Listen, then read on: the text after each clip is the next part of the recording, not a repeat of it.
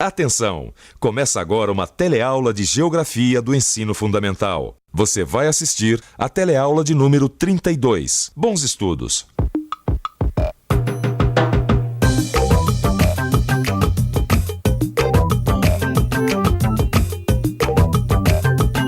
Hoje eu fiquei quase que o dia inteirinho por conta da chegada desse grande carregamento de batata. Aí me bateu uma dúvida. De onde será que vem esse produto? Aí eu pensei com os meus botões. Para me dizer a origem da batata, só o meu amigo Rui, o gerente comercial da nossa firma. Certo, Paulo. Então vou lá pro escritório. Mano, eu vou te mostrar um mapa. Altiplanos andinos. A batata é um produto típico dessa região.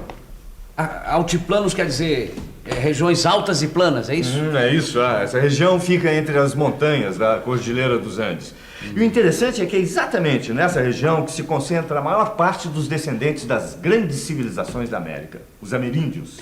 Você está falando dos povos que já existiam aqui antes da chegada dos colonizadores? Isso.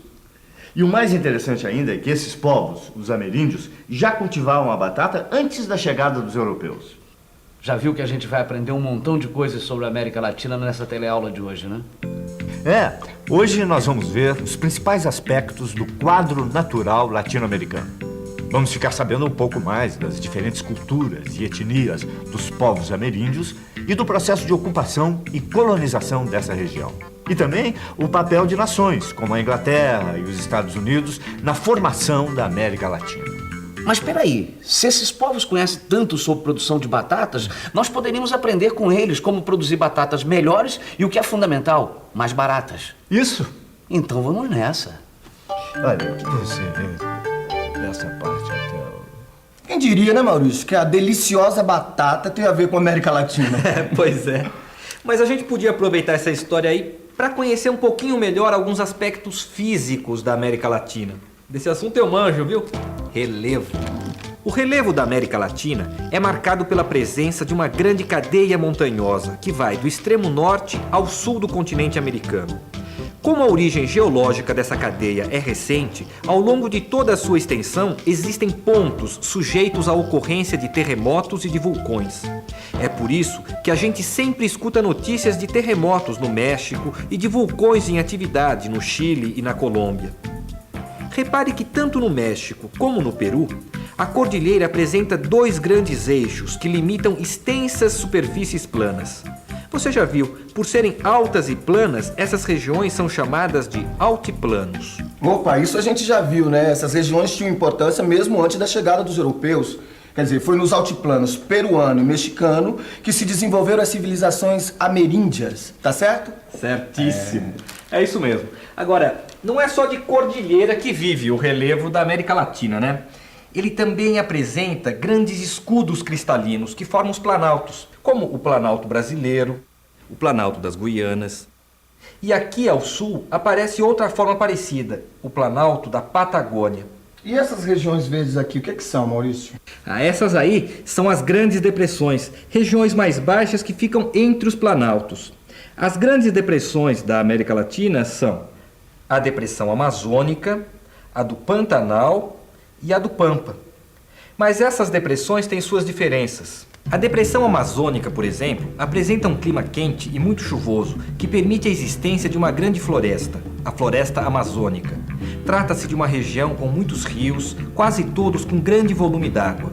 Isso acontece devido ao derretimento da neve dos Andes e à grande quantidade de chuvas. A Depressão do Pantanal também apresenta grande umidade, com períodos bem marcados de cheias e secas. Sua fauna e flora são bastante típicas. Já a Depressão do Pampa se caracteriza pelo relevo plano, solos férteis e uma vegetação rasteira, sem a presença de árvores. E para sorte nossa, essa região da América Latina onde fica o Brasil tem uma formação geológica mais antiga. E é por isso que não tem terremotos e vulcões em ação por essas bandas. Essa viagem tem mudado um bocado a minha cabeça. Antes eu achava que o deserto era uma paisagem típica da África, pois agora eu estou em pleno deserto mexicano, no meio de um calor de rachar catedrais. Agora eu sei que a América Latina também tem os seus desertos. Punta Arenas, Chile. Estou animada com as pesquisas que estamos fazendo aqui, no extremo sul de nosso continente. A paisagem é belíssima, mas estou tendo um pouco de dificuldade de me acostumar com o frio, que é muito intenso. Olha só, enquanto o pessoal dessa região do Chile tá passando mal frio, eu tô aqui suando em bicas, que nem o pessoal lá do deserto do México, para entregar toda essa correspondência. Olha só que coisa interessante. Estamos todos na América Latina, mas mesmo assim, dependendo da região, cada um sofre com um tipo de clima. E tem clima para tudo quanto é gosto. É frio na montanha, calor no deserto. Agora, você já parou para pensar por que existe essa variedade tão grande de climas? Essa é muito fácil. É só dar uma espiada num mapa da América Latina e conferir a sua enorme extensão, no sentido norte e sul. Repare como ela é comprida. Essa compridez, na linguagem da geografia, extensão no sentido longitudinal, é uma das principais responsáveis pela variedade de clima. Observe também que a maior parte da América Latina está localizada na zona intertropical, ou seja, entre os trópicos de Câncer ao norte e Capricórnio ao sul. Epa! Então é por causa dessa compridez toda, quer dizer, da existência de diferentes latitudes, é que a América Latina tem tantos tipos de clima? Não, quer dizer, isso influencia, né? Mas não é tudo. Essa variedade de climas tem tudo a ver com o relevo. E nós já vimos, né? O relevo da América Latina, ele é bastante variado. Tem montanhas, planaltos, planícies, depressões. E isso influencia não só na variação climática, mas também na vegetação e nas atividades econômicas. Isso faz sentido. Você já ouviu falar que quanto mais alto o lugar, mais frio ele é, não ouviu? É isso mesmo. O clima tem tudo a ver com a altitude do lugar. Olha só, veja aqui nessa figura. Repare que as altitudes até 1000 metros definem as chamadas terras quentes. Regiões que apresentam florestas densas e onde são cultivados produtos adaptados ao calor e à umidade. Já as partes situadas entre 1000 e 2000 metros de altitude são denominadas terras temperadas. Lugares de temperaturas mais amenas, com vegetação de campos e florestas intermediárias. E por fim, nós temos as regiões situadas a mais de 2.500 metros de altitude, as terras frias, áreas de temperaturas muito baixas e vegetação dominadas pelos campos de altitude. E tanta variedade de paisagens naturais só podia dar no que deu, uma variada paisagem cultural, ou seja, dentro da América Latina, a gente encontra regiões com identidades muito próprias. O Pampa, a Amazônia, a América Andina e o Caribe são alguns exemplos. Bom, se eu estou entendendo, você disse que os aspectos naturais, como o clima, relevo, etc., influenciam não só no jeito como o lugar é explorado economicamente, mas também no seu jeito de ser, sua cultura, essas coisas. Eu entendi certo? Certo, certíssimo. A definição das formas de exploração, assim como as características culturais dos diferentes povos, estão intimamente ligadas às condições ambientais das diversas partes do continente. Mas olha, para entender isso melhor, é preciso entender como é que se deu a colonização na América Latina. Você sabe? Não? Então, fique por dentro.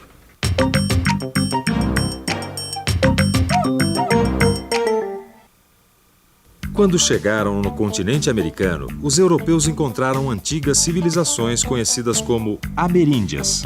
É lógico que é difícil precisar o número, mas os estudiosos dizem que existiam por aqui cerca de 60 milhões de ameríndios antes da descoberta.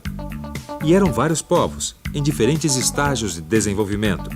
Havia, por exemplo, os povos que eram nômades, ou seja, que andavam de um lugar para o outro, vivendo da caça, da pesca, da coleta e de uma agricultura elementar. Mas havia também os astecas, os maias e os incas. Diferentemente dos outros ameríndios, os astecas, os maias e os incas eram considerados de fato como civilizações. Isto porque eles atingiram um nível de desenvolvimento cultural expressivo e de uma organização social bem definida. Suas cidades eram bem estruturadas, com ruas, calçadas e grandes construções. Eles possuíam conhecimentos científicos, principalmente nos ramos da medicina, da astronomia e da agronomia.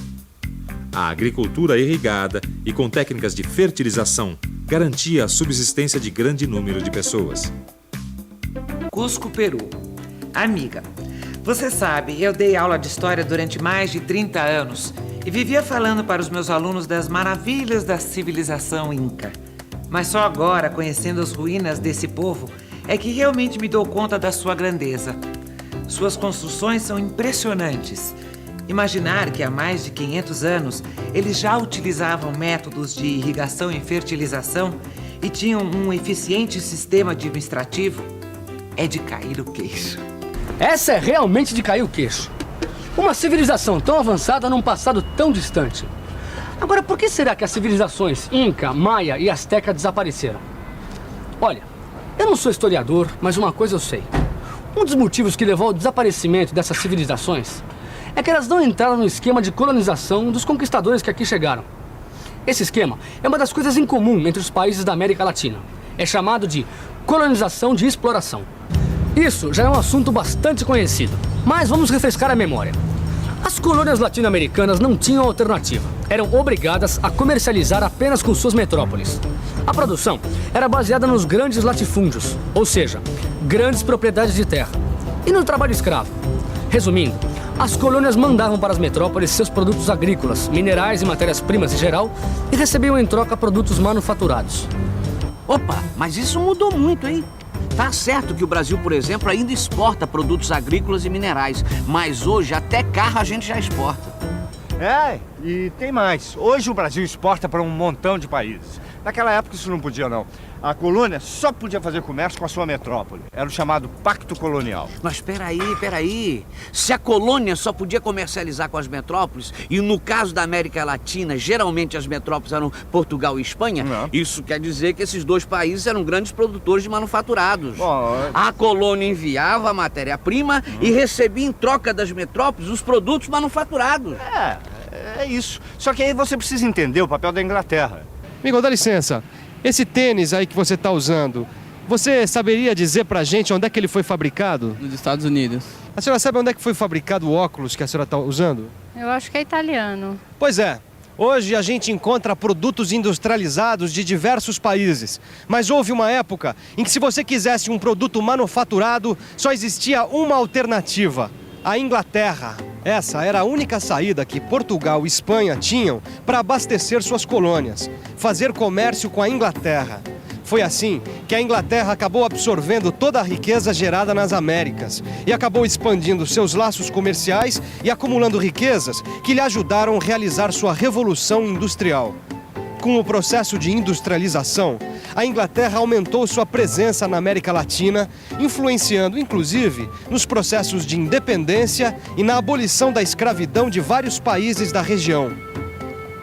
É bom lembrar que a Inglaterra também participou diretamente de um outro tipo de colonização em países americanos. Esse tipo diferente de colonização foi realizado nos Estados Unidos e no Canadá e ficou conhecido como colonização de povoamento, muito diferente da colonização de exploração realizada nos países latino-americanos. De certa forma, o papel que a Inglaterra tinha na América Latina é hoje desempenhado pelos Estados Unidos, a grande potência da atualidade. Bem, enquanto eu atualizo aqui os meus conhecimentos, você fica com a revisão. E atenção, se liga aí que é hora da revisão. Na teleaula de hoje, você viu que o relevo latino-americano é marcado por grandes cadeias montanhosas, altiplanos, planaltos e depressões. Aprendeu que o relevo influencia diretamente o clima, formando assim as terras quentes, as terras temperadas e as terras frias.